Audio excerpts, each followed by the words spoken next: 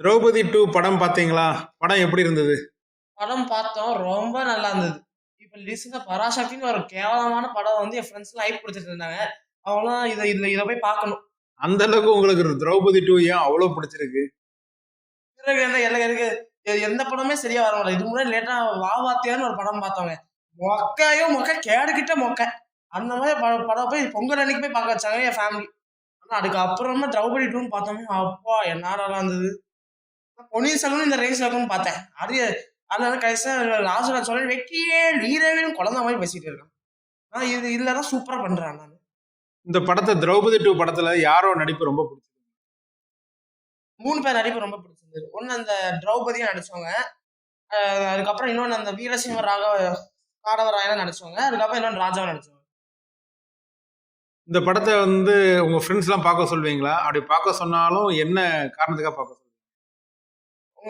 உங்களோட slavery mind செட்ல புத்திய மாத்தி இந்த படத்த போய் பாருங்கன்னுவேன். ஏன்னா அவங்க பராசக்திய போய் கொடி கொடி காமிச்சிட்டு இருக்காங்க. பராசக்தி தான் பெஸ்ட்ன்னு. இன்னும் கூட நான் இப்ப கூட வாட்ஸ்அப்ல காமிக்கிறேனே. இல்ல பராசக்தி 3ஆவது தடவ போய் பார்த்து வரேன்.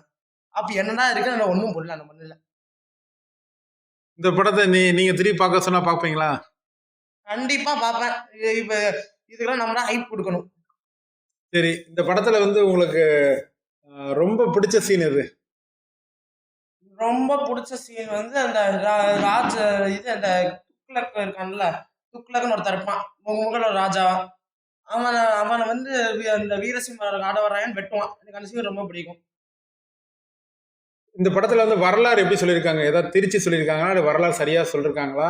இந்த படத்த பார்த்தா மக்களோட மைண்ட் செட் மாறுமா? பாசிட்டிவா மாறுமா? அத பத்தி சொல்லுங்க. மக்களோட மனச கண்டிப்பா பாசிட்டிவா மாறும். அப்ப புது வரலாறுன்னு பத்தி கத்துப்போனா, இப்ப நெறைய பேருக்கு அந்த வீரசிம்ம காடவராயன், அதுக்கப்புறம் இந்த முகல் பண்ற பிரச்சனைகள் எல்லாம் உங்களுக்கு தெரிய கூட தெரியாது. ஸோ இது கண்டிப்பா பாசிட்டிவா மாறும். இந்த படத்துல மியூசிக் எப்படி இருந்தது?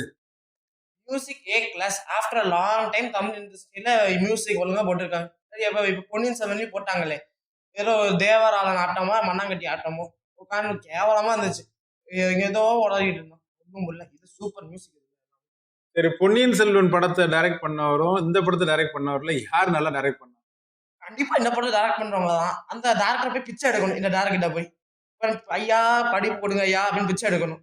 நீங்க ஏன் இவ்ளோ உணர்ச்சிவசப்படுறீங்க? பொன்னியின் செல்வன் அப்படி என்ன எதிர்பார்த்துட்டு போய் என்ன ஏமாந்தீங்க? இந்த படத்துல வந்து என்ன எதிர்பார்த்து உங்களுக்கு திருப்தியா கிடைச்சது? ஏன் பொன்னியின் செல்வன பத்தி கம்பேர் பண்றீங்க இந்த படத்து கூட? பொன்னியின் செல்வன் நம்ம என்ன நினைப்போம்? ராஜராஜ சோழன் நம்ம பண்ற சாதனைய தான் நினைப்போம். இவன் அது எதையும் காமிக்க மாட்டேங்கிறான். ஆதித்ய கரிகாலன்னு பொன்னியின் செல்வன் 2ல தான் இறந்து போற மாரியே காமிக்கிறான். பொன்னியின் செல்வன் 2ல. ஆனா அவன் முன்னாடியே இறந்து போனான். ராஜராஜ சோழன் இன்னும் நிறைய சாகசங்கள் எல்லாம் வரலாறு காட்ட கூட இல்ல. போட்டாங்க பாரு ஒரு கேரக்டர் வேற. கன்றாவி பொன்னியின் செல்வன். திரௌபதி 2ல ஒத்துமொட்ட வரலாறு அப்படியே வேணாம அப்படியே காமிச்சாங்க. நீங்க திரௌபதி 2 தான் பொன்னியின் செல்வன ரொம்ப சிறந்த படம்னு சொல்றீங்க. கரெக்ட். சரி, ஓகேங்க. இந்த படத்த திருப்பி பார்க்க சொன்னா நீங்க பார்ப்பேன்னு சொல்லியிருக்கீங்க. என்ன காரணத்துக்காக திருப்பி பார்ப்பீங்க? உங்களுக்கு ஏற்கனவே இந்த படத்த பார்த்து ஒரு தடவ வரலாறு தெரிஞ்சிருச்சு. திருப்பி ஏன் பார்க்கணும்னு நினைக்கிறீங்க? இந்த மாரி படம் முன்னாடியே சொன்னேன். இந்த மாரி படத்த நம்ம தான் ஹைப் குடுக்கணும். இல்லாட்டி இந்த மாரி படம் வரவே வராது. ரொம்ப தெளிவா பேசுறீங்க. ரொம்ப நன்றி.